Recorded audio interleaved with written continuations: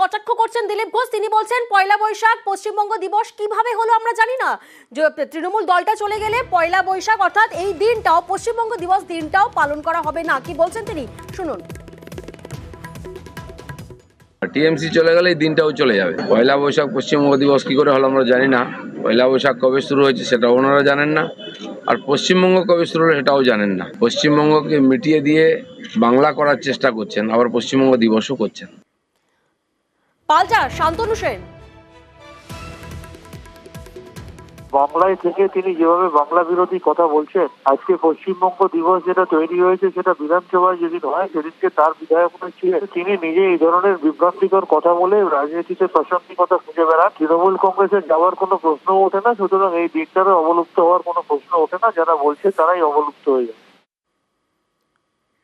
Target 24, তৃণমূলের মহিলা ভোটে ভাগ বসাতে মরিয়া এবার বিজেপি। মহিলা মঞ্চে মহিলাদেরই ময়দানে নামাচ্ছে বিজেপি। বিধানসভা কেন্দ্র ধরে ধরে প্রচারের স্ট্র্যাটেজি পদ্ম শিবিরের।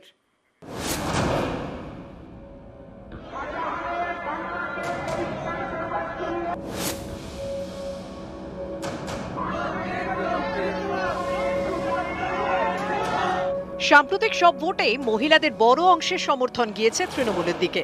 সামনে এবার লোকসভা ভোট। এই ভোটে মহিলাদের মন পেতে মরিয়া বিজেপিও।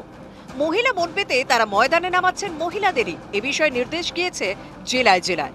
বিজেপি নেতৃত্বের নির্দেশ, বিধানসভা কেন্দ্র ভিত্তিক মহিলা ব্রিগেড তৈরি করতে হবে, এলাকা ভিত্তিক মহিলা সম্মেলন করতে হবে, লোকসভা কেন্দ্র ধরে ধরে পাড়া বৈঠক করবেন মহিলারা, বিভিন্ন ক্ষেত্রে প্রতিষ্ঠিত মহিলাদের কাছে পৌঁছতে হবে এবং ভোটার তালিকা খতিয়ে দেখে অবশ্যই সব মহিলা ভোটারের কাছে যেতে হবে। যেসব মহিলারা কেন্দ্রীয় সরকারের প্রকল্পের সুবিধা পেয়েছেন তাদের প্রচারে আনার চেষ্টা করতে হবে।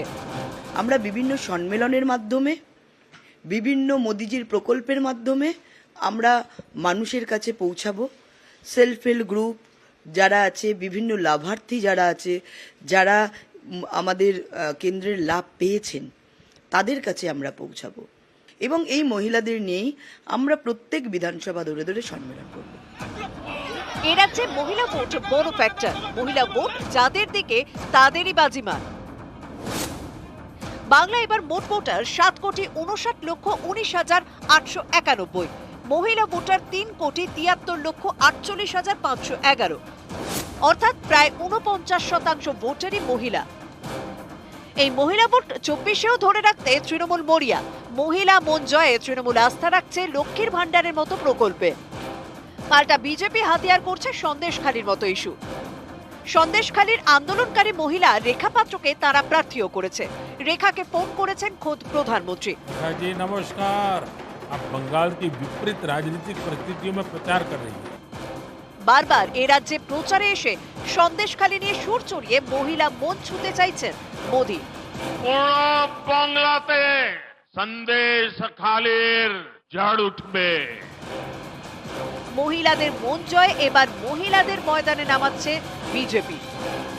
নিউজ 18 বাংলা।